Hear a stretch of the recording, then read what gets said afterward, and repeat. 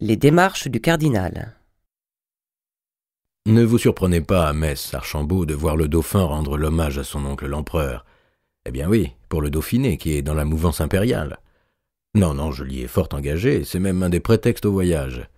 Cela ne diminue point la France, au contraire, cela lui établit des droits sur le royaume d'Arles, si l'on venait à le reconstituer, puisque le Viennois jadis s'y trouvait inclus.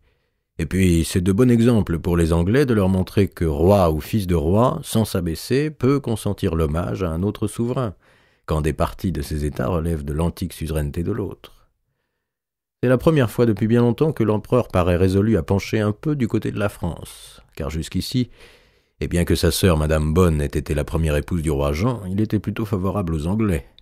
N'avait-il pas nommé le roi Édouard, qui s'était montré bien habile avec lui, vicaire impérial ? Les grandes victoires de l'Angleterre et l'abaissement de la France ont dû le conduire à réfléchir. Un empire anglais, à côté de l'empire, ne lui sourirait guère. Il en va toujours ainsi avec les princes allemands. Ils s'emploient autant qu'ils peuvent à diminuer la France, et ensuite ils s'aperçoivent que cela ne leur a rien rapporté, au contraire. Je vous conseille, quand nous serons devant l'empereur, et si l'on vient à parler de Crécy, de ne point trop insister sur cette bataille. En tout cas, n'en prononcez pas le nom le premier. Car tout à la différence de son père Jean l'Aveugle, l'empereur, qui n'était pas encore empereur, n'y a pas fait trop belle figure. Il a fui, tout bonnement, ne mâchons pas les mots. Mais ne parlez pas trop de Poitiers non plus, que tout le monde forcément a en tête.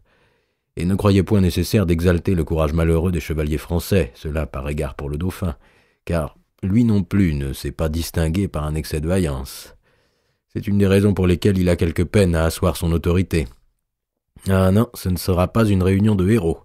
Enfin, il a des excuses, le dauphin. Et s'il n'est pas homme de guerre, ce n'est pas lui qui aurait manqué de saisir la chance que j'offris à son père. Je vous reprends le récit de Poitiers, que nul ne pourrait vous faire plus complètement que moi, vous allez comprendre pourquoi. Nous en étions donc au samedi soir, lorsque les deux armées se savent toutes voisines l'une de l'autre, presque à se toucher, et que le prince de Galles comprend qu'il ne peut plus bouger. Le dimanche, tôt le matin, le roi entend messe, en plein champ, une messe de guerre. Celui qui officie porte mitre et chasuble par-dessus sa cotte de maille. C'est Regnault Chauveau, le comte-évêque de Châlons, un de ces prélats qui conviendrait mieux à l'ordre militaire qu'aux ordres religieux. Je vous vois sourire, mon neveu. Oui, vous vous dites que j'appartiens à l'espèce. Mais moi j'ai appris à me contraindre, puisque Dieu m'a désigné mon chemin. Pour Chauveau, cette armée, agenouillée dans les prés mouillés de rosée, en avant du bourg de Noyer, doit lui offrir la vision des légions célestes. Les cloches de l'abbaye de Maupertuis sonnent dans leurs gros clochers carrés, et les Anglais sur la hauteur, derrière les bocteaux qui les dissimulent, entendent le formidable Gloria que poussent les chevaliers de France. Le roi communie, entouré de ses 4 fils et de son frère d'Orléans, tous en arrois de combat. Les maréchaux regardent avec quelque perplexité les jeunes princes auxquels il leur a fallu donner des commandements, bien qu'ils n'aient aucune expérience de la guerre. Oui, les princes leur sont un souci. N'a-t-on pas amené jusqu'aux enfants ? Le jeune Philippe, le fils préféré du roi, et son cousin Charles d'Alençon, 14 ans, 13 ans. Quel embarras que ces cuirasses naines ! Le jeune Philippe restera auprès de son père, qui tient à le veiller lui-même, et l'on a commis l'archiprêtre à la protection du petit Alençon. Le connétable a réparti l'armée en 3 grosses batailles. La première, 32 bannières, est aux ordres du duc d'Orléans. La deuxième, aux ordres du dauphin, duc de Normandie, secondé de ses frères, Louis d'Anjou et Jean de Berry. Mais en vérité, le commandement est à Jean de Landas, à Thibaut de Vaudenay et au sire de Saint-Venant, 3 hommes de guerre qui ont charge de serrer étroitement l'héritier du trône et de le gouverner. Le roi prendrait la tête de la 3e bataille. On le hisse en selle, sur son grand destrier blanc. Du regard, il parcourt son armée et s'émerveille de la voir si nombreuse et si belle, que de aumes, que de lances côte à côte sur des rangs profonds, que de lourds chevaux qui encensent de la tête et font cliqueter leurs morts. Aux selles pendent les épées, les masses d'armes, les haches à 2 tranchants. Aux lances flottent les pénons et les banderoles.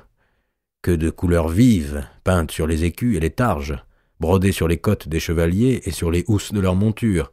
Tout cela poudroie, luit, scintille, éclate sous le soleil du matin. Le roi s'avance alors et s'écrie « Mes beaux sires, quand vous étiez entre vous à Paris, à Chartres, à Rouen ou à Orléans, vous menaciez les Anglais et vous souhaitiez être le bassinet en tête devant eux. Or, vous y êtes à présent, je vous les montre. Aussi, veuillez leur montrer vos talents et venger les ennuis et dépits qu'ils nous ont faits, car sans faute, nous les battrons. » Et puis, après l'énorme « Dieu y est part, nous le verrons » qui lui répond, il attend. Il attend pour donner l'ordre d'attaquer que soit revenu Eustache de Ribemont, le bailli de Lille et de Douai, qu'il a envoyé avec un petit détachement reconnaître exactement la position anglaise. Et toute l'armée attend, dans un grand silence. Moment difficile que celui où l'on va charger et où l'ordre tarde, car chacun alors se dit « ce sera peut-être mon tour aujourd'hui. Je vois peut-être la terre pour la dernière fois. » Et toutes les gorges sont nouées sous la mentonnière d'acier. Et chacun se recommande à Dieu plus vivement encore que pendant la messe. Le jeu de la guerre devient tout à coup solennel et terrible. Messire Geoffroy de Charny portait l'oriflamme de France que le roi lui avait fait l'honneur de lui confier, et l'on m'a dit qu'il avait l'air tout transfiguré. Le duc d'Athènes semblait des plus tranquilles.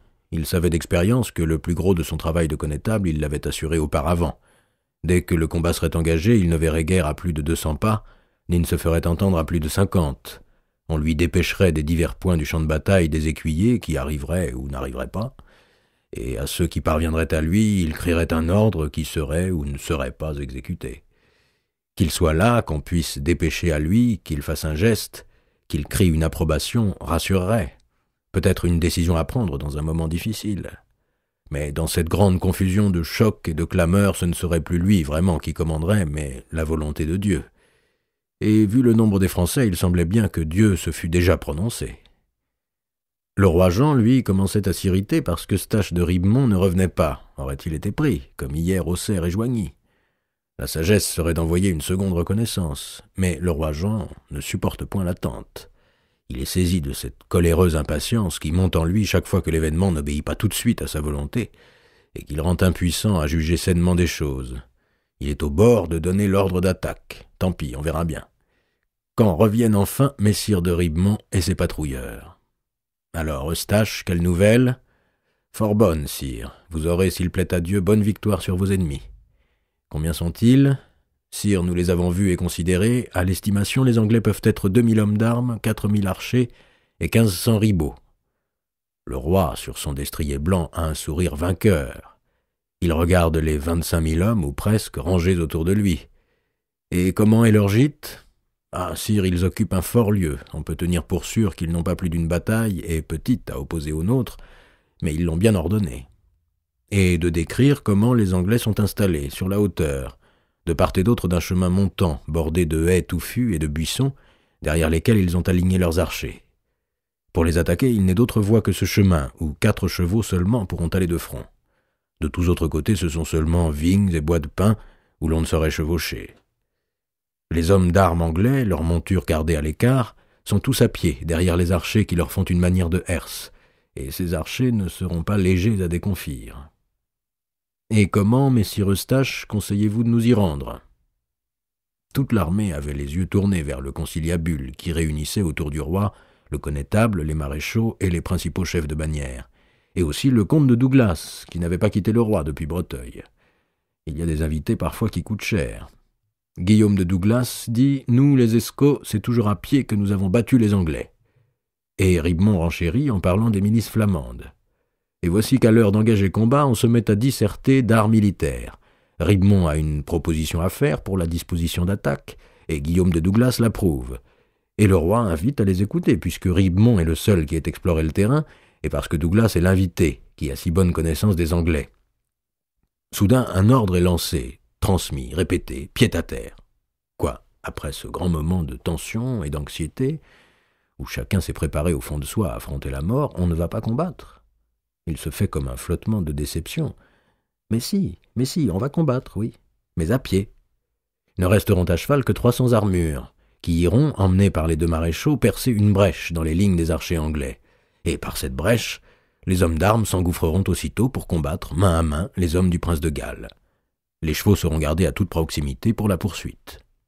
Déjà, Audrehem et Clermont parcourent le front des bannières pour choisir les 300 chevaliers les plus forts, les plus hardis et les plus lourdement armés qui formeront la charge.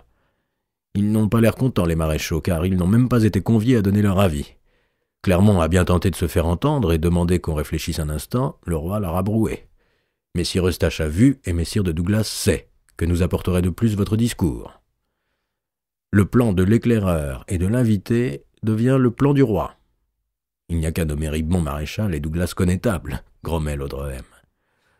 Pour tous ceux qui ne sont pas de la charge, pied à terre, ôtez vos éperons et taillez vos lances à la longueur de 5 pieds. Humeur et grogne dans les rangs. Ce n'était pas pour cela qu'on était venu.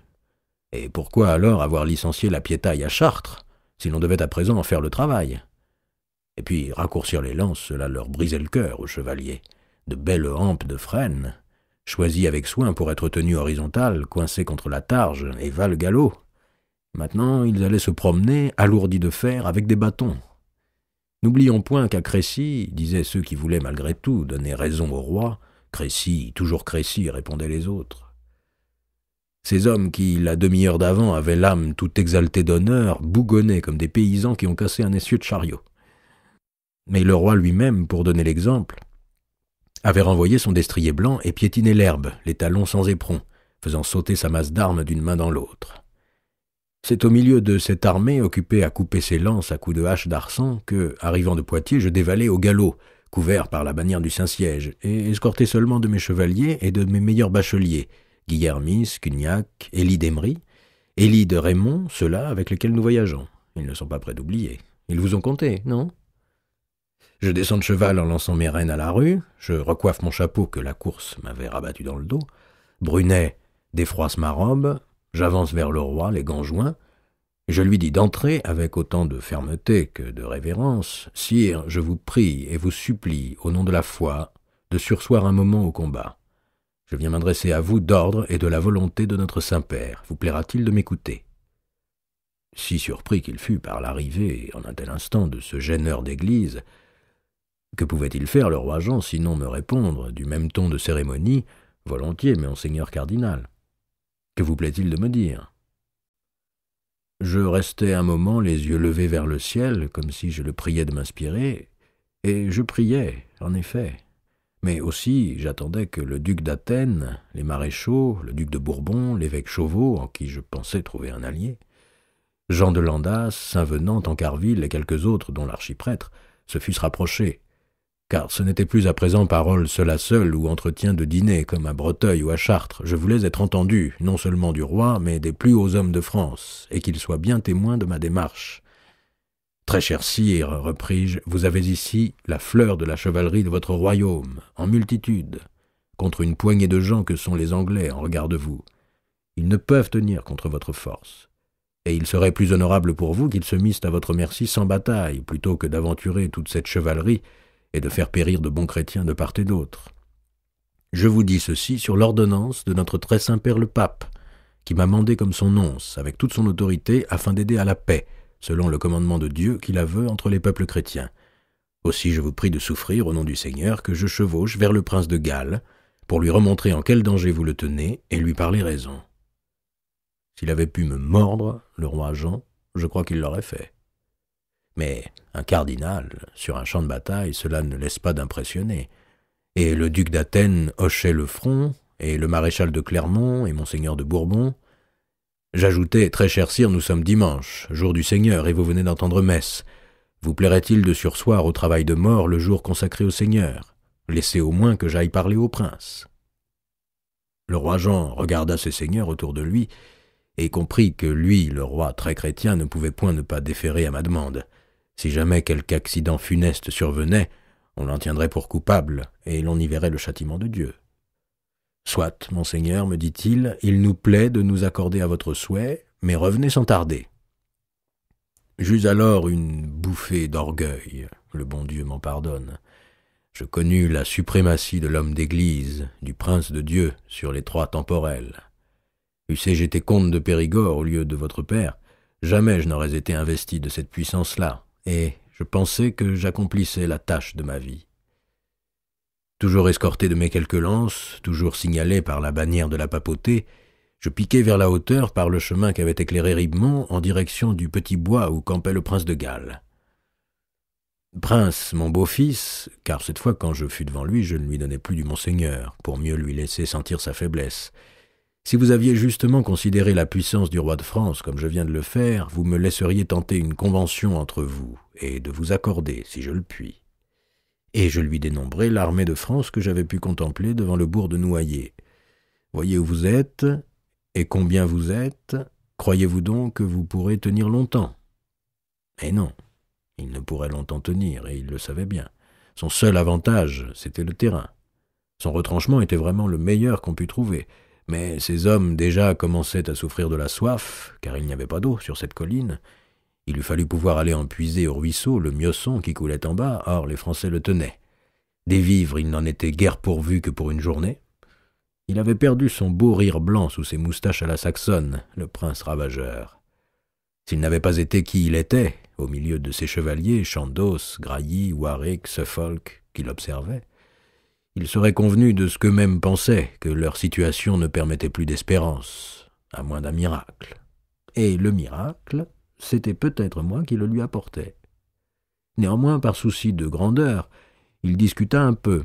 Je vous l'ai dit à Montbazon, monseigneur de Périgord, je ne saurais traiter sans l'ordre du roi mon père. Beau prince, au-dessus de l'ordre des rois, il y a l'ordre de Dieu. Ni votre père, le roi Édouard, sur son trône de Londres, ni Dieu sur le trône du ciel ne vous pardonnerait de faire perdre la vie à tant de bonnes et braves gens remis à votre protection si vous pouvez agir autrement. Acceptez-vous que je discute les conditions où vous pourriez, sans perdre l'honneur, épargner un combat bien cruel et bien douteux? Armure noire et robe rouge face à face. Le aume aux 3 plumes blanches interrogeait mon chapeau rouge et semblait en compter les glands de soie. Enfin, le aume fit un signe d'acquiescement. Le chemin d'Eustache dévalé, où j'aperçus les archers anglais en rang tassés derrière les palissades de pieux qu'ils avaient plantées, et me voici revenu devant le roi Jean. Je tombai en pleine palabre, et je compris, à certains regards qui m'accueillirent, que tout le monde n'avait pas dit du bien de moi. L'archiprêtre se balançait, efflanqué, goguenard, sous son chapeau de Montauban. « Sire, dis-je, j'ai bien vu les Anglais. Vous n'avez point à vous hâter de les combattre, et vous ne perdez rien à vous reposer un peu, car, placés comme ils sont, ils ne peuvent vous fuir ni vous échapper. Je pense en vérité que vous les pourrez avoir sans coup férir. Aussi je vous prie que vous leur accordiez répit jusque à demain, au soleil levant. » Sans coup férir. J'en vis plusieurs, comme le comte Jean d'Artois, Douglas, Tancarville lui-même, qui bronchèrent sous le mot, et secouèrent le col. Ils avaient envie de férir. J'insistais, sire, n'accordez rien si vous le voulez à votre ennemi, mais accordez son jour à Dieu. Le connétable et le maréchal de Clermont penchaient pour cette suspension d'armes. Attendons de savoir, sire, ce que l'Anglais propose et ce que nous en pouvons exiger, nous n'y risquons rien. En revanche, Audrehem, simplement parce que Clermont étant d'un avis, il était de l'autre, disait assez haut pour que je l'entendisse, sommes-nous donc là pour batailler ou pour écouter prêche? Eustache de Ribemont, parce que sa disposition de combat avait été adoptée par le roi et qu'il était tout énervé de la voir en œuvre, poussait à l'engagement immédiat. Et Chauveau, le comte-évêque de Châlons, qui portait aume en forme de mitre peint en violet, le voilà soudain qui s'agite et presque s'emporte. Est-ce le devoir de l'Église, messire cardinal, que de laisser des pillards et des parjures sans repartir sans châtiment? Là je me fâche un peu. Est-ce le devoir d'un serviteur de l'Église, messire évêque, que de refuser la trêve à Dieu? Veuillez apprendre, si vous ne le savez pas, que j'ai pouvoir doter office et bénéfice à tout ecclésiastique qui voudrait entraver mes efforts de paix. La Providence punit les présomptueux, messire. Laissez donc au roi l'honneur de montrer sa grandeur, s'il le veut. Sire, vous tenez tout en vos mains. Dieu décide à travers vous. » Le compliment avait porté.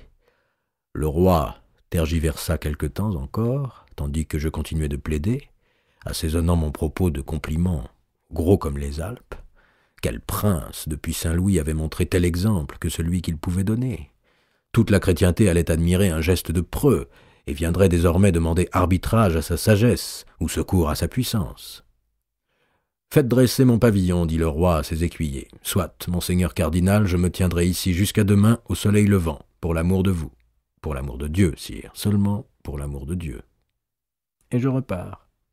6 fois au long de la journée, je devais faire la navette, allant suggérer à l'un les conditions d'un accord, venant les rapporter à l'autre, et chaque fois passant entre les haies des archers gallois vêtus de leurs livrées mi-partie blanche et verte, je me disais que si quelques-uns, se méprenant, me lançaient une volée de flèches, je serais bien assaisonné. Le roi Jean jouait au dé pour passer le temps sous son pavillon de drap vermeil. Tout alentour, l'armée s'interrogeait, bataille ou pas bataille, et l'on en disputait ferme, jusque devant le roi. Il y avait les sages, il y avait les bravaches, il y avait les timorés, il y avait les coléreux, chacun s'autorisait à donner un avis. En vérité, le roi Jean restait indécis. Je ne pense pas qu'il se posât un seul moment la question du bien général. Il ne se posait que la question de sa gloire personnelle, qu'il confondait avec le bien de son peuple. Après nombre de revers et de déboires, qu'est-ce donc qui grandirait le plus sa figure, une victoire par les armes ou par la négociation?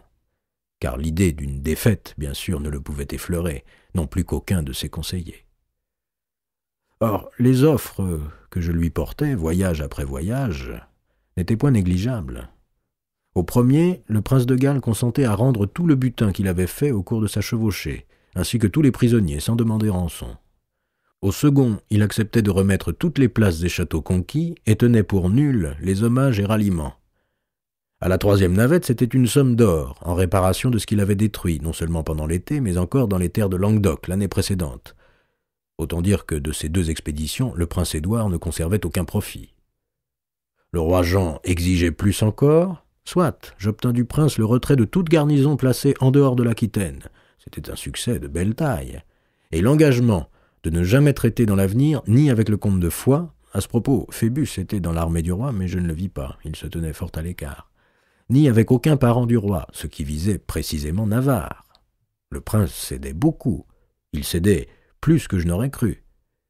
Et pourtant je devinais qu'au fond de lui, il ne pensait pas qu'il serait dispensé de combattre. Trêve n'interdit pas de travailler. Aussi, tout le jour, il employa ses hommes à fortifier leur position. Les archers doublaient les haies de pieux et pointés au debout pour se faire des herses de défense. Ils abattaient des arbres qu'ils tiraient en travers des passages que pourrait emprunter l'adversaire. Le comte de Suffolk, maréchal de l'Host anglais, inspectait chaque troupe, l'une après l'autre. Les comtes de Warwick et de Salisbury, le sire d'Audley, participaient à nos entrevues et m'escortaient à travers leur camp. Le jour baissait quand j'apportai au roi Jean une ultime proposition que j'avais moi-même avancée. Le prince était prêt à jurer et signer que pendant 7 ans entiers, il ne s'armerait pas ni n'entreprendrait rien contre le royaume de France. Nous étions donc tout au bord de la paix générale. « Oh, on connaît les Anglais, dit l'évêque Chauveau, ils jurent et puis renient leurs paroles. » Je répliquai qu'ils auraient peine à renier un engagement pris par-devant le légat papal. Je serais signataire à la Convention. « Je vous donnerai réponse au soleil levant, dit le roi. » Et je m'en allai loger à l'abbaye de Maupertuis. Jamais je n'avais tant chevauché dans une même journée, ni tant discuté. Si recru de fatigue que je fusse, je pris le temps de bien prier de tout mon cœur. Je me fis éveiller à la pointe du jour, le soleil commençait juste à jaillir quand je me présentai derechef devant le trèfle du roi Jean. « Au soleil levant, avait-il dit, on ne pouvait être plus exact que moi. » J'eus une mauvaise impression. Toute l'armée de France était sous les armes, en ordre de bataille, à pied sauf les 300 désignés pour la charge, et n'attendant que le signal d'attaquer. Monseigneur cardinal, me déclare brièvement le roi, je n'accepterai de renoncer au combat que si le prince Édouard et 100 de ses chevaliers, à mon choix, se viennent mettre en ma prison.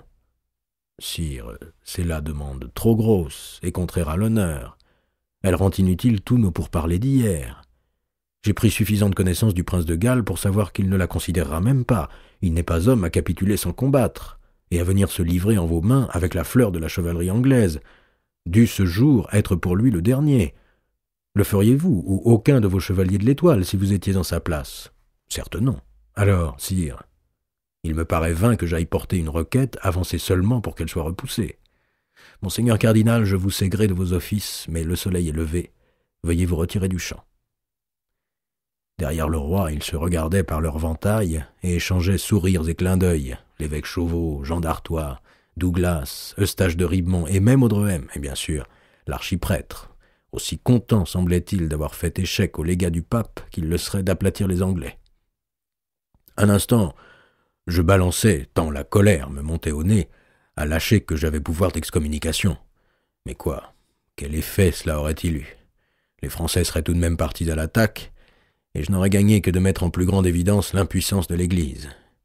J'ajoutais seulement « Dieu jugera, sire, lequel de vous deux se sera montré le meilleur chrétien ?» Et je remontais pour la dernière fois vers les Bocteaux. J'enrageais. « Qu'ils crèvent tous, ces fous !» me disais-je en galopant. « Le Seigneur n'aura pas besoin de les trier, ils sont tous bons pour sa fournaise. » Arrivé devant le prince de Galles, je lui dis « Beau fils, faites ce que vous pourrez, il vous faut combattre.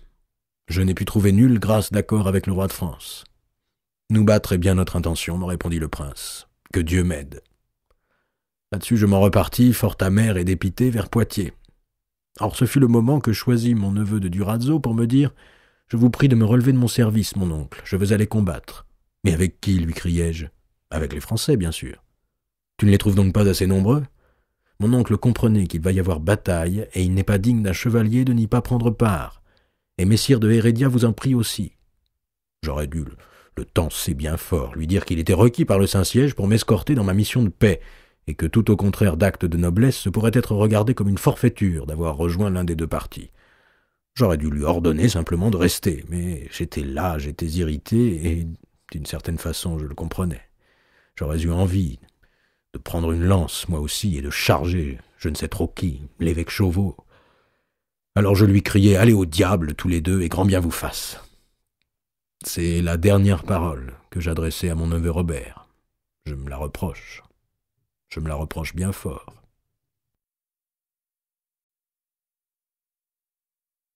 La main de Dieu. C'est chose bien malaisée quand on n'y fut pas que de reconstituer une bataille, et même quand on y fut, surtout lorsqu'elle se déroule aussi confusément que celle de Maupertuis. Elle me fut contée, quelques heures après, de 20 façons différentes, chacun ne la jugeant que de sa place et ne prenant pour important que ce qu'il avait fait. Particulièrement les battus, qui, à les entendre, ne l'eussent jamais été sans la faute de leurs voisins, lesquels en disaient tout autant. Ce qui ne peut être mis en doute, c'est que, aussitôt après mon départ du camp français, les deux maréchaux se prirent de bec. Le connétable, duc d'Athènes, ayant demandé au roi s'il lui plaisait d'ouïr son conseil, lui dit à peu près ceci. « Sire, si vous voulez vraiment que les Anglais se rendent à votre merci, que ne les laissez-vous s'épuiser par défaut de vivre, car leur position est forte, mais ils ne la soutiendront guère quand ils auront le corps faible. Ils sont de toutes parts encerclés, et s'ils tentent sortie par la seule issue où nous pouvons nous-mêmes les forcer, nous les écraserons sans peine. Puisque nous avons attendu une journée, que ne pouvons-nous attendre encore une ou deux autres, d'autant qu'à chaque moment, nous nous grossissons des retardataires qui rejoignent. » Et le maréchal de Clermont, appuyé, le connétable dit bien, un peu d'attente nous donne tout à gagner et rien à perdre. C'est alors que le maréchal d'Audrehem s'emporta, à termoyer, toujours à termoyer. On devrait en avoir terminé depuis la veille au soir. Vous ferez tant que vous finirez par les laisser échapper, comme souvent il advint. Regardez-les qui bougent, ils descendent vers nous pour se fortifier plus bas et se ménager refuite. On dirait, Clermont, que vous n'avez pas grand hâte de vous battre et qu'il vous peine de voir les Anglais de si près. La querelle des maréchaux, il fallait bien qu'elle éclatât, mais était-ce le moment le mieux choisi? Clermont n'était pas homme à prendre si gros outrage en plein visage. Il renvoya comme à la paume « Vous ne serez point si hardi aujourd'hui, Audrehem, que vous mettiez le museau de votre cheval au cul du mien. » Là-dessus, il rejoint les chevaliers qu'il doit entraîner à l'assaut, se fait hisser en selle et donne de lui-même l'ordre d'attaquer. Audrehem l'imite aussitôt, et avant que le roi n'ait rien dit, ni le connétable rien commandé, voici la charge lancée. Non point groupée comme il en avait été décidé, mais en deux escadrons séparés, qui semblent moins se soucier de rompre l'ennemi que de se distancer ou de se poursuivre. Le connétable à son tour demande son destrier et s'élance, cherchant à les rameuter. Alors le roi fait crier l'attaque, pour toutes les bannières, et tous les hommes d'armes, à pied, pâteaux, alourdis des 50 ou 60 livres de fer qu'ils ont sur le dos, commencent à s'avancer dans les champs vers le chemin pentu où déjà la cavalerie s'engouffre. 500 pas à franchir.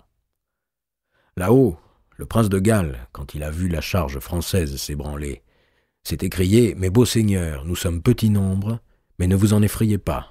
La vertu ni la victoire ne vont forcément à grand peuple, mais là où Dieu veut les envoyer. Si nous sommes déconfits, nous n'en aurons point de blâme, et si la journée est pour nous, nous serons les plus honorés du monde. » Déjà, la terre tremblait au pied de la colline. Les archers gallois se tenaient genoux en terre derrière leurs pieux pointus, et les premières flèches se mirent à siffler. Tout d'abord, le maréchal de Clermont fonça sur la bannière de Salisbury, se ruant dans la haie pour s'y faire brèche. Une pluie de flèches brisa sa charge. Ce fut une tombée atroce, au dire de ceux qui en ont réchappé. Les chevaux qui n'avaient pas été atteints allaient s'empaler sur les pieux pointus des archers gallois. De derrière la palissade, les coutilliers et bidots surgissaient avec leurs godendars, ces terribles armes à trois fins dont le croc saisit le chevalier par la chemise de maille et parfois par la chair, pour le jeter à bas de sa monture, dont la pointe disjoint la cuirasse à l'aine ou à l'aisselle quand l'homme est à terre, dont le croissant, enfin, sert à fendre le aume. Le maréchal de Clermont fut des premiers tués, et presque personne d'entre les siens ne put vraiment entamer la position anglaise, tous défaits dans le passage conseillé par Eustache de Ribemont. Au lieu de se porter au secours de Clermont, Audrehem avait voulu le distancer en suivant le cours du Miosson pour tourner les Anglais. Il était venu donner sur les troupes du comte de Warwick, dont les archers ne lui firent pas meilleure partie. On devait vite apprendre qu'Audrehem était blessé et prisonnier. Du duc d'Athènes, on ne savait rien, il avait disparu dans la mêlée. L'armée avait en quelques moments vu disparaître ses 3 chefs. Mauvais début. Mais cela ne faisait que 300 hommes tués ou repoussés sur 25 000 qui avançaient pas à pas. Le roi était remonté à cheval pour dominer ce champ d'armure qui marchait lentement. Alors se produisit un étrange remous. Les rescapés de la charge Clermont, déboulant d'entre les 2 haies meurtrières, leurs chevaux emportés, eux-mêmes hors de sens et incapables de freiner leur monture, vinrent donner dans la première bataille, celle du duc d'Orléans, renversant comme des pièces d'échecs leurs compagnons qui s'en venaient à pied, péniblement. Oh, ils n'en renversèrent pas beaucoup, 30 ou 50 peut-être, mais qui, dans leur chute, en chavirèrent le double. Du coup, voici la panique dans la bannière d'Orléans. Les premiers rangs voulant se garer des chocs reculent en désordre. Ceux de derrière ne savent pas pourquoi les premiers refluent ni sous quelle poussée, et la déroute s'empare en quelques moments d'une bataille de près de 6 000 hommes. Combattre à pied n'est pas leur habitude, sinon en champ clos, 1 contre 1. Là, pesants comme ils sont, peinant à se déplacer, la vue rétrécie sous leurs bassinets, ils s'imaginent déjà perdus sans recours, et tous se jettent à fuir, alors qu'ils sont encore bien loin de portée du premier ennemi. C'est une chose merveilleuse qu'une armée qui se repousse elle-même. Les troupes du duc d'Orléans et le duc lui-même cédèrent ainsi un terrain que nul ne leur disputait. Quelques bataillons allant chercher refuge derrière la bataille du roi, mais la plupart courant droit, si l'on peut dire courir, aux chevaux tenus par les varlets, alors que rien d'autre en vérité ne talonnait tous ces fiers hommes que la peur qu'ils s'inspiraient à eux-mêmes. Et de se faire hisser en selle pour détaler aussitôt, certains partant pliés comme des tapis en travers de leur monture qu'ils n'étaient pas parvenus à enfourcher, et disparaissant à travers le pays. La main de Dieu, ne peut-on s'empêcher de penser, n'est-ce pas, Archambault? Et seuls les mécréants oseraient en sourire. La bataille du Dauphin, elle aussi, s'était portée en avant, Montjoie à Saint-Denis, et n'ayant reçu aucun retour ni reflux, poursuivit son progrès. Les premiers rangs, haletant déjà de leur marche, s'engagèrent entre les mêmes haies qui avaient été funestes à Clermont, butant sur les chevaux et les hommes abattus là, un petit moment fait. Ils furent accueillis par de mêmes nuées de flèches tirées de derrière les palissades. Il y eut grand bruit de glaives heurtés et de cris de fureur ou de douleur. Le goulot étant fort étroit, très peu se trouvaient au choc, tous les autres derrière eux pressés et ne se pouvant plus mouvoir. Jean de Landas, Voudenay, le sire Guichard aussi se tenaient, comme ils en avaient l'ordre, autour du dauphin, lequel aurait été bien en peine, et ses frères de Poitiers et de Berry comme lui, de bouger ou de commander aucun mouvement. Et puis, encore une fois, à travers les fentes d'un aume, quand on est à pied, avec plusieurs centaines de cuirasses devant soi, le regard n'a guère de champ. À peine le dauphin voyait-il plus loin que sa bannière, tenue par le chevalier Tristan de Menglet. Quand les chevaliers du comte de Warwick, ceux-là qui avaient fait Audrehem prisonnier, fondirent à cheval sur le flanc de la bataille du dauphin, il fut trop tard pour se disposer à soutenir charge. C'était bien le comble. Ces Anglais, qui si volontiers se battaient à pied et en avaient tiré leur renommée, s'étaient remis en selle dès lors qu'ils avaient vu leurs ennemis venant à l'attaque démontés. Sans avoir à être bien nombreux, ils produisirent la même carambole, mais plus durement, dans le corps de bataille du dauphin que celle qui s'était faite toute seule parmi les gens du duc d'Orléans, et avec plus de confusion encore. « Gardez-vous, gardez-vous » criait-on aux 3 fils du roi. Les chevaliers de Warwick poussaient vers la bannière du dauphin, lequel dauphin avait laissé choir sa courte lance et peinait, bousculé par les siens, à seulement soutenir son épée. Ce fut Voudenay, ou bien Guichard, on ne sait pas trop, qui le tira par le bras, en lui hurlant « Suivez-nous, vous devez vous retraire, monseigneur !» Encore fallait-il pouvoir. Le dauphin vit le pauvre Tristan de Menglet navré au sol, le sang lui fuyant de la gorgière comme d'un pot fêlé et coulant sur la bannière aux armes de Normandie et du Dauphiné. Et cela, je le crains, lui donna de l'ardeur à filer. Landas et Voudenay lui ouvraient chemin dans leur propre rang, ses 2 frères le suivaient, pressés par Saint-Venant. Qu'il se soit tiré de ce mauvais pas, il n'y a là rien à redire, et l'on ne doit que louer ceux qui l'y ont aidé. Ils avaient mission de le conduire et protéger. Il ne pouvait laisser les fils de France, et surtout le premier, aux mains de l'ennemi. Tout cela est bon. Que le dauphin soit allé aux chevaux, ou qu'on ait appelé son cheval à lui, et qu'il y soit remonté, et que ses compagnons en aient fait de même, cela est juste encore, puisqu'il venait d'être bousculé par Jean à cheval. Mais que le dauphin, alors, sans regarder en arrière, s'en soit en allé d'un roi de galop, quittant le champ du combat, tout comme son oncle d'Orléans un moment auparavant, il sera malaisé de jamais faire tenir cela pour une conduite honorable. Ah, les chevaliers de l'Étoile, ce n'était pas leur journée. Saint-Venant, qui est vieux et dévoué serviteur de la couronne, assurera toujours que ce fut lui qui prit la décision d'éloigner le dauphin, qu'il avait déjà pu juger que la bataille du roi était mal en point, que l'héritier du trône commis à sa garde devait coûte que coûte être sauvé, et qu'il lui fallut insister fortement et presque ordonner au dauphin d'avoir à partir. Et il soutiendra cela au dauphin lui-même. Brave Saint-Venant. D'autres, hélas, ont la langue moins discrète. Les hommes de la bataille du Dauphin, voyant celui-ci s'éloigner, ne furent pas longs à se débander, et s'enfuirent à leurs chevaux, eux aussi, criant à la retraite générale. Le Dauphin courut une grande lieue, comme il était parti. Alors le jugeant assez en sécurité, Voudenay, Landas et Guichard lui annoncèrent qu'il s'en retournait se battre. Il ne leur répondit rien. Et que leur aurait-il dit ? Vous repartez à l'engagement, moi je m'en écarte, je vous fais mon compliment et mon salut. Saint-Venant voulait également s'en retourner, mais il fallait bien que quelqu'un restât avec le dauphin, et les autres lui en firent obligation, comme aux plus vieux et aux plus sages. Ainsi Saint-Venant, avec une petite escorte qui se grossit vite, d'ailleurs de fuyards tout affolés qu'il rencontrait, conduisit le dauphin s'enfermer dans le gros château de Chauvigny. Et là, paraît-il, quand ils furent arrivés, le dauphin eut peine à retirer son gantelet, tant sa main droite était gonflée, toute violette, et on le vit pleurer.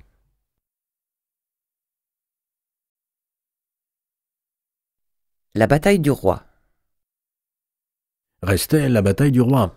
Resserre-nous un peu de ce vin mosellan, Brunet. Qui donc? L'archiprêtre? Ah bon, celui de Verdun. Je le verrai demain, ce sera bien assez tôt. Nous sommes ici pour 3 jours, tant nous nous sommes avancés par ce temps de printemps qui continue, au point que les arbres ont des bourgeons en décembre.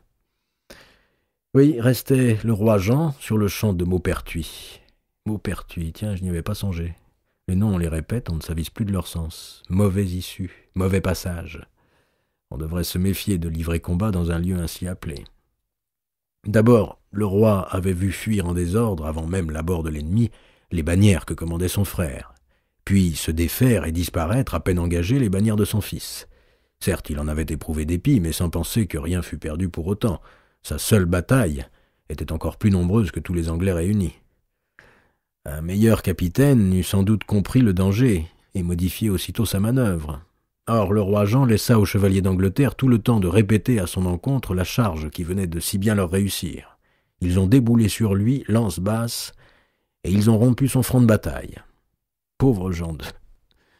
Son père, le roi Philippe, avait été déconfit à Crécy pour avoir lancé sa chevalerie contre la piétaille, et lui se faisait étriller à Poitiers tout précisément pour la raison inverse. Que faut-il faire quand on affronte des gens sans honneur qui toujours emploient des armes autres que les vôtres? C'est ce qu'il m'a dit ensuite quand je l'ai revu. Du moment qu'ils s'avançaient à pied, les Anglais auraient dû, s'ils avaient été de preux hommes, rester à pied d'eux-mêmes. Oh, il n'est pas le seul prince qui rejette la faute de ses échecs sur un adversaire qui n'a pas joué la règle du jeu choisie par lui.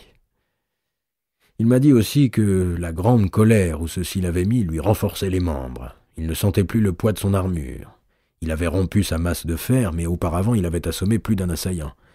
Il aimait mieux d'ailleurs assommer que pourfendre.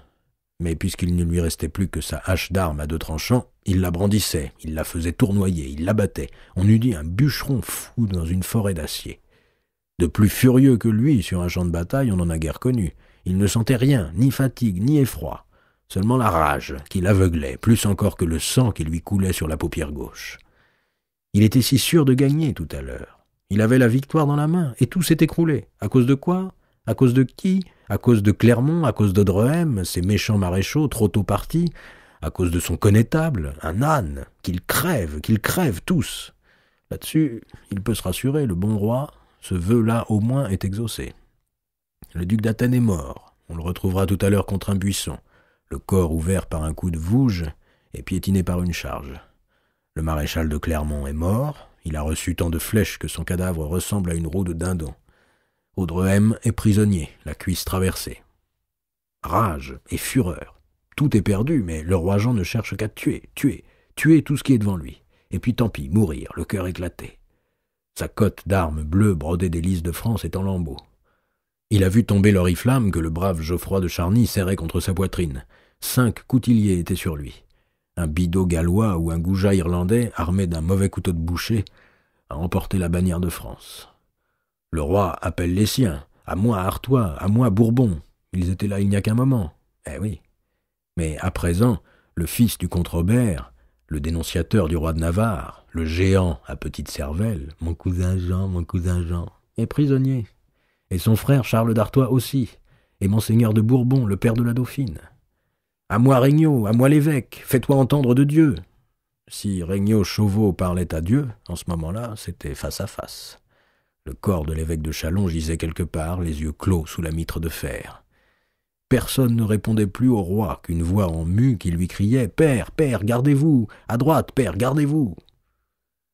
Le roi a eu un moment d'espoir en voyant Landas, Voudenay et Guichard reparaître dans la bataille, à cheval. Les fuyards s'étaient-ils repris? Les bannières des princes revenaient-elles au galop pour le dégager? Où sont mes fils? À l'abri, sire. Landas et Voudenay avaient chargé, seuls. Le roi saurait plus tard qu'ils étaient morts d'être retournés au combat pour qu'on ne les crût pas lâches, après avoir sauvé les princes de France. Un seul de ses fils reste au roi, le plus jeune, son préféré, Philippe, qui continue de lui crier « À gauche, père, gardez-vous, père, père, gardez-vous à droite !» et qui le gêne, disons bien, autant qu'il l'aide. Car l'épée est un peu trop lourde dans les mains de l'enfant pour être bien offensive, et il faut au roi Jean écarter parfois de sa longue hache cette lame inutile, afin de pouvoir porter des coups d'arrêt à ses assaillants. Mais au moins, il n'a pas fui, le petit Philippe. Soudain, Jean II se voit entouré de 20 adversaires, à pied, si pressés qu'ils se gênent les uns les autres. Il les entend crier « C'est le roi, suce au roi !» Pas une cotte d'armes française dans ce cercle terrible. Sur les targes et les écus, rien que des devises anglaises ou gasconnes. « Rendez-vous, rendez-vous, sinon vous êtes morts !» lui crie-t-on. Mais le roi fou n'entend rien. Il continue de fendre l'air avec sa hache. Comme on l'a reconnu, on se tient à distance, dame. On veut le prendre vivant. Et il tranche le vent, à droite, à gauche. À droite surtout parce qu'à gauche, il a l'œil collé par le sang. « Père, gardez-vous !» Un coup atteint le roi à l'épaule. Un énorme chevalier alors traverse la presse, fait brèche de son corps dans le mur d'acier, joue des cubitières et parvient devant le roi haletant qui toujours mouline l'air. Non, ce n'est pas Jean d'Artois, je vous l'ai dit, il est prisonnier. D'une forte voix française, le chevalier crie « Sire, sire, rendez-vous !» Le roi Jean alors s'arrête de frapper contre rien, contemple ceux qui l'entourent, qui l'enferment, et répond au chevalier « À qui me rendrai-je? À qui? Où est mon cousin, le prince de Galles? C'est à lui que je parlerai. » « Sire, il n'est pas ici, mais rendez-vous à moi, et je vous mènerai devers lui, » répond le géant. « Qui êtes-vous ? Je suis Denis de Morbec, chevalier, mais depuis 5 ans au royaume d'Angleterre, puisque je ne puis demeurer au vôtre. » Morbec, condamné pour homicide et délit de guerre privée. Le frère de ce Jean de Morbec qui travaille si bien pour les Navarres, qui a négocié le traité entre Philippe d'Évreux et Édouard III. Ah, le sort faisait bien les choses et mettait des épices dans l'infortune pour la rendre plus amère. « Je me rends à vous, » dit le roi. Il jeta sa hache d'armes dans l'herbe, ôta son gantelet et le tendit au gros chevalier. Et puis, un instant immobile, l'œil clos, il laissa la défaite descendre en lui. Mais voilà qu'à son entour, le Hourvari reprenait, qu'il était bousculé, tiré, pressé, secoué, étouffé. Les 20 gaillards criaient tous ensemble « Je l'ai pris, c'est moi qui l'ai pris !» Plus que tous, un Gascon gueulait « Il est à moi, j'étais le premier à l'assaillir, et vous venez Morbec quand la besogne est faite. » Et Morbec de répondre « Que clamez-vous, Troie? Il s'est rendu à moi, pas à vous. » C'est qu'elle allait rapporter gros, et d'honneur et d'argent, la prise du roi de France, et chacun cherchait à la gripper pour assurer son droit. Saisi au bras par Bertrand de Troyes, au col par un autre, le roi finit par être renversé dans son armure. Il l'eût séparé en quartiers. « Seigneur, Seigneur, criait-il, menez-moi courtoisement, voulez-vous, et mon fils aussi, devers le prince mon cousin. Ne vous battez plus de ma prise, je suis assez grand pour tous vous faire riches. » Mais il n'écoutait rien. Ils continuaient de hurler « C'est moi qui l'ai pris, il est mien !» Et ils se battaient entre eux, ces chevaliers, gueules rogues et griffes de fer levées. Ils se battaient pour un roi, comme des chiens pour un os. Passons à présent du côté du prince de Galles. Son bon capitaine, Jean Chandos, venait de le rejoindre sur un tertre qui dominait une grande partie du champ de bataille, et il s'y était arrêté. Leurs chevaux, les naseaux injectés de sang, le mors enveloppé de bave mousseuse, étaient couverts d'écume. Eux-mêmes haletaient. Nous nous entendions l'un l'autre prendre de grandes goulées d'air, m'a raconté Chandos. La face du prince ruisselait, et son camail d'acier fixé au casque qui enfermait le visage et les épaules se soulevait à chaque prise d'haleine. Devant eux, ce n'était que haies éventrées, arbrisseaux cassés, vignes ravagées, partout des montures et des hommes abattus. Ici, un cheval n'en finissait pas de mourir, battant des fers, là, une cuirasse rampait. Ailleurs, 3 écuyers portaient au pied d'un arbre le corps d'un chevalier expirant. Partout, archers gallois et coutilliers irlandais dépouillaient les cadavres. On entendait encore dans quelques coins des cliquetis de combat. Des chevaliers anglais passaient dans la plaine, serrant un des derniers Français qui cherchait sa retraite. Chandos dit « Dieu merci, la journée est vôtre, monseigneur. » « Eh oui, par Dieu elle l'est, nous l'avons emportée, » lui répondit le prince.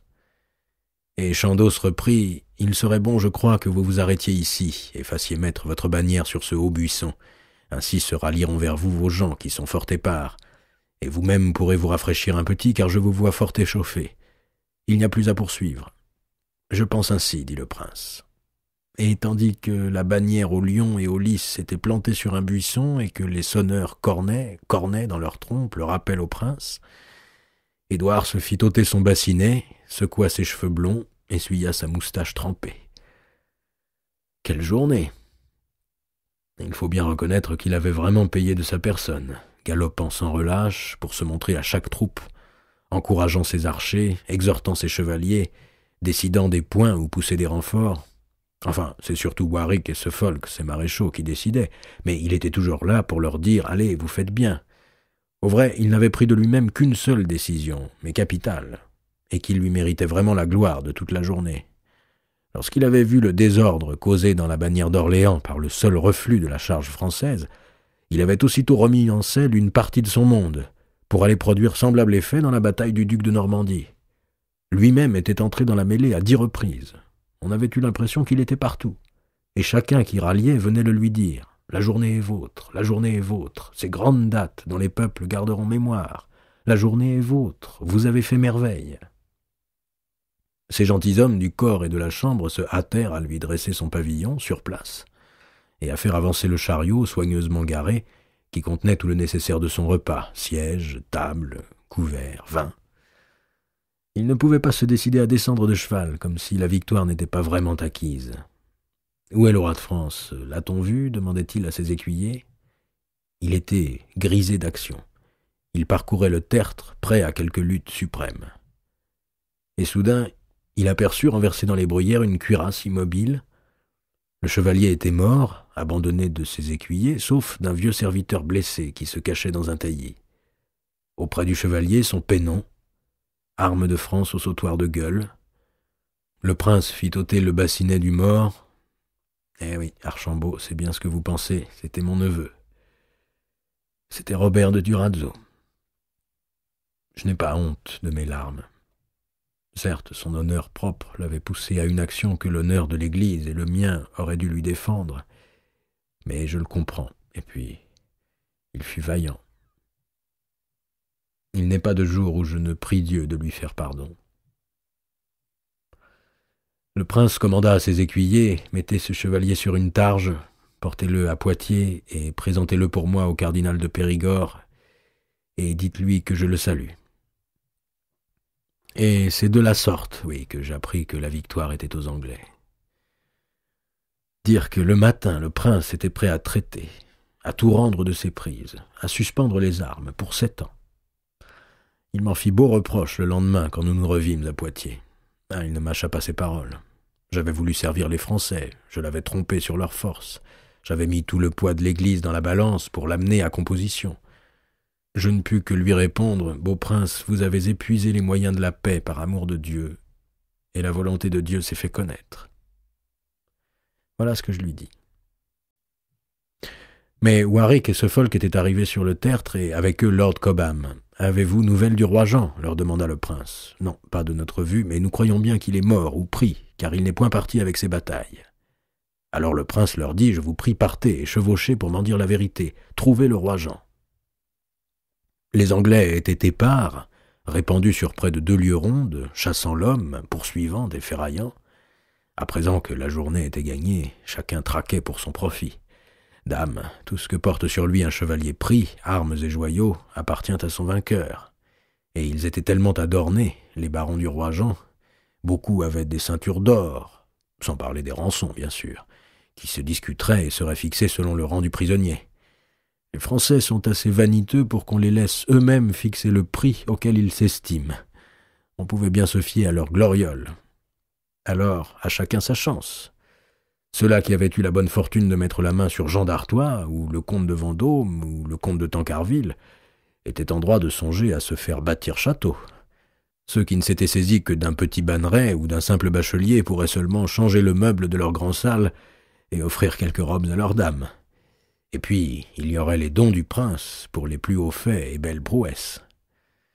Nos hommes sont à chasser la déconfiture jusqu'aux portes de Poitiers, vint annoncer Jean de Grailly, captal de Buch.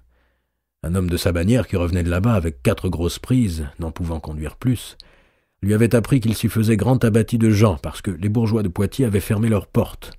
Devant celles-ci, sur la chaussée, on s'était oxy horriblement. Et maintenant les Français se rendaient d'aussi loin qu'ils apercevaient un Anglais. De très ordinaires archers avaient jusqu'à 5 et 6 prisonniers. Jamais on n'avait ouï telle méchéance. « Le roi Jean, y est-il » demanda le prince. « Certes non, on me l'aurait dit. » Et puis, au bas du tertre, Warwick et Cobham reparurent, allant à pied, la bride de leur cheval au bras, et cherchant à mettre paix parmi une 20aine de chevaliers et écuyers qui leur faisaient escorte. En anglais, en français, en gascon, ces gens disputaient avec des grands gestes, mimant des mouvements de combat. Et, devant eux, tirant ses pas, allait un homme épuisé, un petit tuban, qui, de sa main nue, tenait par le gantelet un enfant en armure. Un père et un fils qui marchaient côte à côte, tous deux portant sur la poitrine des lisses de soie tailladées. « Arrière, que nul n'approche le roi s'il n'en est requis !» criait Warwick au disputeur. Et là seulement, Édouard de Galles, prince d'Aquitaine, duc de Cornouailles, connut, comprit, embrassa l'immensité de sa victoire. Le roi Jean, le chef du plus nombreux et plus puissant royaume d'Europe. L'homme et l'enfant marchaient vers lui, très lentement. Ah, cet instant, qui demeurerait toujours dans la mémoire des hommes. Le prince eut l'impression qu'il était regardé de toute la terre. Il fit un signe à ses gentilshommes pour qu'on l'aidât à descendre de cheval. Il se sentait les cuisses raides et les reins aussi. Il se tint sur la porte de son pavillon. Le soleil qui inclinait traversait le bocteau de rayons d'or. On les aurait bien surpris, tous ces hommes, en leur disant que l'heure de vêpres était déjà passée. Édouard tendit les mains au présent que lui amenaient Warwick et Cobham, au présent de la Providence. Jean de France, même courbé par le destin adverse, est de plus grande taille que lui.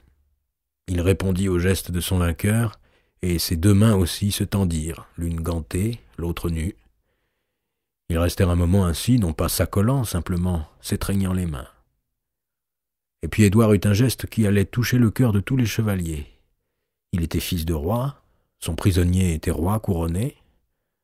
Alors, toujours le tenant par les mains, il inclina profondément la tête et il esquissa une pliure du genou. Honneur à la vaillance malheureuse. Tout ce qui grandit notre vaincu, grandit notre victoire. Il y eut des gorges qui se serrèrent chez ces rudes hommes. « Prenez place, sire mon cousin, dit Édouard en invitant le roi Jean à entrer dans le pavillon. Laissez-moi vous servir le vin et les épices. Et pardonnez que pour le souper je vous fasse faire bien simple chère. Nous passerons à table tout à l'heure. » Car on s'affairait à dresser une grande tente sur le tertre. Les gentilshommes du prince connaissaient leurs devoirs. Et les cuisiniers ont toujours quelques pâtés et viandes dans leurs coffres. Ce qui manquait, on alla le chercher au garde-manger des moines de Maupertuis. Le prince dit encore « Vos parents et barons auront plaisir à se joindre à vous, je les fais appeler. Et souffrez qu'on pense cette blessure au front qui montre votre grand courage. » Le souper du prince. Ces choses qui fait songer au destin des nations que de vous conter tout cela qui vient de survenir, et qui marque un grand changement, un grand tournement pour le royaume. Justement ici, entre toutes places, justement à Verdun. Pourquoi? Mon neveu, parce que le royaume y est né.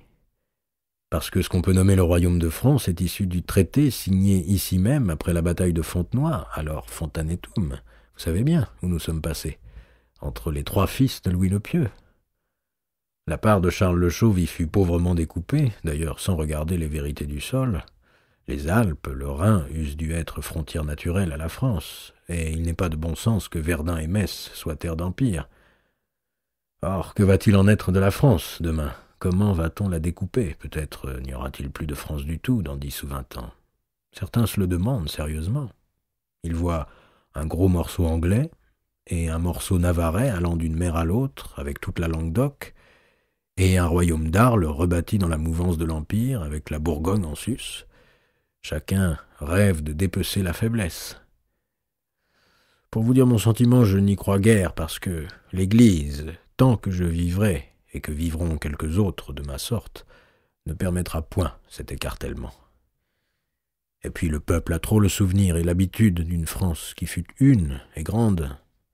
Les Français verront vite qu'ils ne sont rien s'ils ne sont plus du royaume, s'ils ne sont plus rassemblés dans un seul État. Mais il y aura des gués difficiles à traverser. Peut-être serez-vous mis devant des choix pénibles. Choisissez toujours Archambault dans le sens du royaume, même s'il est commandé par un mauvais roi, parce que le roi peut mourir, ou être déchassé, ou tenu en captivité, mais le royaume dure. La grandeur de la France, elle apparaissait au soir de Poitiers dans les égards mêmes que le vainqueur, ébloui de sa fortune et presque n'y croyant pas, prodiguait au vaincu. Étrange tablée que celle qui s'installa après la bataille au milieu d'un bois du Poitou, entre des murs de drap rouge. Aux places d'honneur, éclairées par des cierges, le roi de France, son fils Philippe, monseigneur Jacques de Bourbon, qui devenait duc, puisque son père avait été tué dans la journée, le comte Jean d'Artois, les comtes de Tancarville, d'Étampes, de Dammartin, et aussi les sires de Joinville et de Parthenay, servis dans des couverts d'argent, et répartis aux autres tables entre des chevaliers anglais et gascons, les plus puissants et les plus riches des autres prisonniers. Le prince de Galles affectait de se lever pour servir lui-même le roi de France et lui verser le vin en abondance. Mangez, cher sire, je vous en prie. N'ayez point regret à le faire, car si Dieu n'a pas consenti à votre vouloir et si la besogne n'a pas tourné de votre côté, vous avez aujourd'hui conquis haut renom de prouesse et vos hauts faits ont passé les plus grands. Certainement, monseigneur mon père vous fera tout l'honneur qu'il pourra et s'accordera à vous si raisonnablement que vous demeurerez bons amis ensemble. Au vrai, chacun ici vous reconnaît le prix de bravoure, car en cela vous l'avez emporté sur tous. Le ton était donné. Le roi Jean se détendait, l'œil gauche tout bleu et une entaille dans son front bas, il répondait aux politesses de son hôte. Roi chevalier, il lui importait de se montrer tel dans la défaite. Aux autres tables, les voix montaient de timbre. Après qu'ils s'étaient durement heurtés à l'épée ou à la hache, les seigneurs des deux parties à présent faisaient assaut de compliments.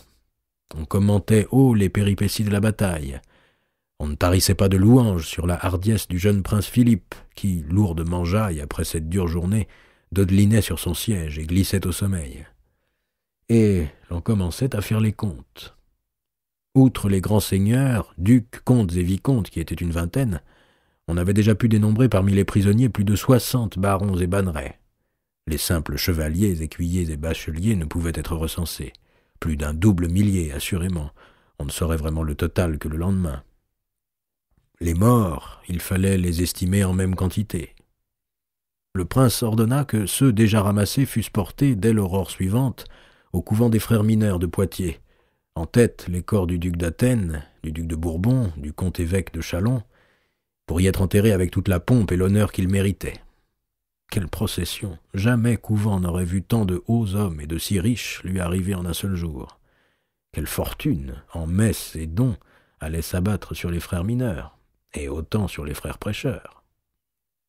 Je vous dis tout de suite qu'il fallut dépaver la nef et le cloître de 2 couvents, pour mettre dessous, sur 2 étages, les Geoffroy de Charny, les Rochechouart, les Eustaches de Ribemont, les Danses de Melon, les Jean de Montmorillon, les Seguin de Cloux, les Lafayette, les Laroche-Dragon, les La Rochefoucauld, les La Roche-Pierre de Bras, les Oliviers de Saint-Georges, les Imbert de Saint-Saturnin, et je pourrais encore vous en citer par vingtaines.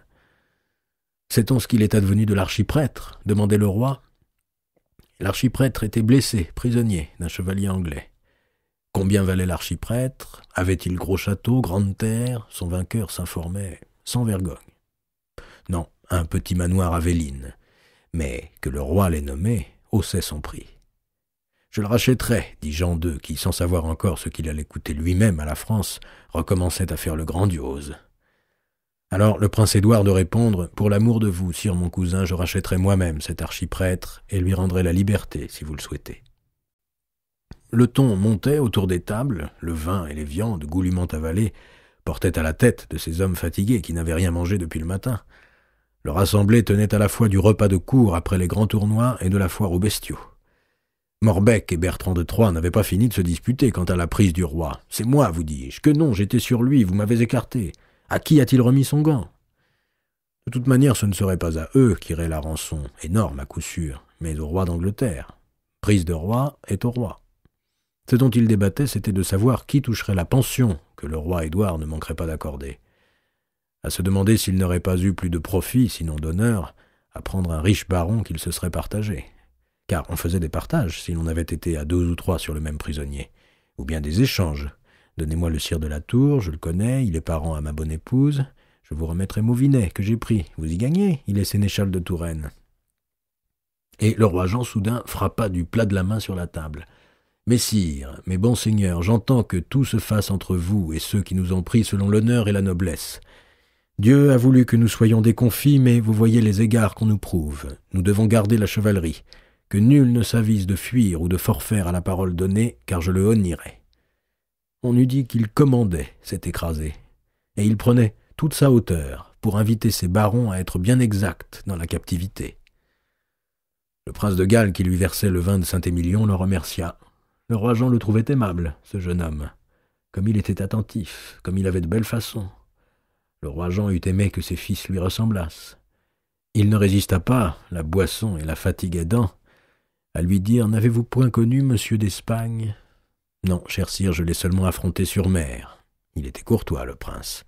Il aurait pu dire « Je l'ai défait. » C'était un bon ami, vous m'en rappelez la mine et la tournure. Et puis soudain, avec de la méchanceté dans la voix, « Ne me demandez point de rendre la liberté à mon gendre de Navarre, cela contre ma vie, je ne le ferai point. » Le roi Jean II, un moment, avait été grand, vraiment, un très bref moment, dans l'instant qui avait suivi sa capture. Il avait eu la grandeur de l'extrême malheur. Et voici qu'il revenait à sa nature, des manières répondant à l'image exagérée qu'il se faisait de soi, un jugement faible, des soucis futiles, des passions honteuses, des impulsions absurdes et des haines tenaces. La captivité, d'une certaine façon, n'allait pas lui déplaire. Une captivité dorée, s'entend, une captivité royale. Ce faux glorieux avait rejoint son vrai destin, qui était d'être battu. Fini pour un temps les soucis du gouvernement, la lutte contre toutes choses adverses en son royaume, l'ennui de donner des ordres qui ne sont point suivis. À présent il est en paix, il peut prendre à témoin ce ciel qui lui a été contraire, se draper dans son infortune, et feindre de supporter avec noblesse la douleur d'un sort qui lui convient si bien. À d'autres le fardeau de conduire un peuple rétif, on verra s'ils parviennent à faire mieux. « Où m'emmenez-vous, mon cousin ?» demanda-t-il. « À Bordeaux, cher sire, où je vous donnerai bel hôtel, pourvoyance et fête pour vous réjouir, jusqu'à ce que vous vous accommodiez avec le roi mon père. » « Est-il joie pour un roi captif ?» répondit Jean II, déjà tout attentif à son personnage. Ah, que n'avait-il accepté au début de cette journée de Poitiers les conditions que je lui portais? Vit-on jamais pareil roi, en position de tout gagner le matin sans avoir à tirer l'épée, qui peut rétablir sa loi sur le quart de son royaume, seulement en posant son sein et son sceau sur le traité que son ennemi traqué lui offre, et qui refuse, et le soir se retrouve prisonnier. Un oui au lieu d'un non, l'acte irrattrapable, comme celui du comte d'Harcourt remontant l'escalier de Rouen au lieu de sortir du château. Jean d'Harcourt y a laissé la tête, là c'est la France entière qui risque d'en connaître agonie. Le plus surprenant et l'injuste, c'est que ce roi absurde, obstiné seulement à gâcher ses chances et qu'on n'aimait guère avant Poitiers, est bientôt devenu, parce qu'il est vaincu, parce qu'il est captif, objet d'admiration, de pitié et d'amour pour son peuple, pour une partie de son peuple. Jean le Brave, Jean le Bon. Et cela commença dès le souper du prince. Alors qu'ils avaient tous à reprocher à ce roi qui les avait menés au malheur, les barons et chevaliers prisonniers exaltaient son courage, sa magnanimité, que sais-je. Ils se donnaient, les vaincus, bonne conscience et bel aspect. Quand ils rentreront, leur famille s'étant saignée et ayant saigné leurs manants pour payer leur rançon, ils diront, soyez-en sûrs, avec superbe, vous ne fûtes pas comme moi auprès de notre roi Jean. Ah, ils la raconteront, la journée de Poitiers. À Chauvigny, le dauphin, qui prenait un repas triste en compagnie de ses frères et entouré seulement de quelques serviteurs, fut averti que son père était vivant, mais captif. « À vous de gouverner à présent, monseigneur, lui dit Saint-Venant. Il n'y a guère dans le passé, à mon savoir, prince de 18 ans qui ait eu à prendre le gouvernail dans une situation aussi piteuse. Un père prisonnier, une noblesse diminuée par la défaite, 2 armées ennemies campant dans le pays, car il y a toujours Lancastre au-dessus de la Loire. Plusieurs provinces ravagées, point de finance, des conseillers cupides, divisés et haïs, un beau-frère en forteresse mais dont les partisans bien actifs relèvent la tête plus que jamais, une capitale frémissante qu'une poignée de bourgeois ambitieux incite à l'émeute, ajoutez à cela que le jeune homme est de chétive santé et que sa conduite en bataille n'a pas fait grandir sa réputation. À Chauvigny, toujours ce même soir, comme il avait décidé de rentrer à Paris par le plus court, Saint-Venant lui demanda « Quelles qualités, monseigneur, devront donner à votre personne ceux qui parleront en son nom ?» Et le dauphin répondit « Celle que j'ai, Saint-Venant, celle que Dieu me désigne, lieutenant général du royaume. » Ce qui était parole sage. Il y a 3 mois de cela. Rien n'est tout à fait perdu, mais rien non plus ne donne signe d'amélioration, tout au contraire. La France se défait, et nous allons dans moins d'1 semaine nous retrouver à Metz, d'où je ne vois pas trop, je vous l'avoue, quel grand bien en pourrait sortir, sauf pour l'empereur, ni quelle grande œuvre s'y pourrait faire, entre un lieutenant du royaume, mais qui n'est pas le roi, et un légat pontifical, mais qui n'est pas le pape. Savez-vous ce qui vient de m'être dit ?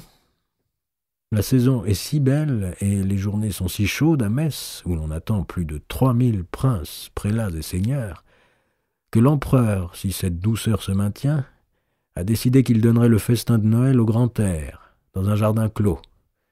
Dîner dehors, à Noël, en Lorraine. Encore une chose que l'on n'avait jamais vue.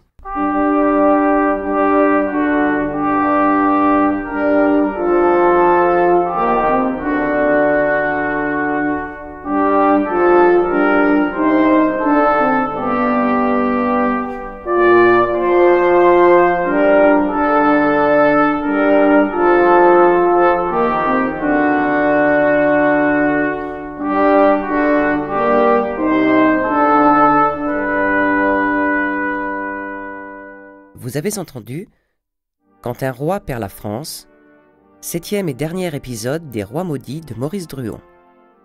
Interprété par François Berland, réalisation Arnaud Maton.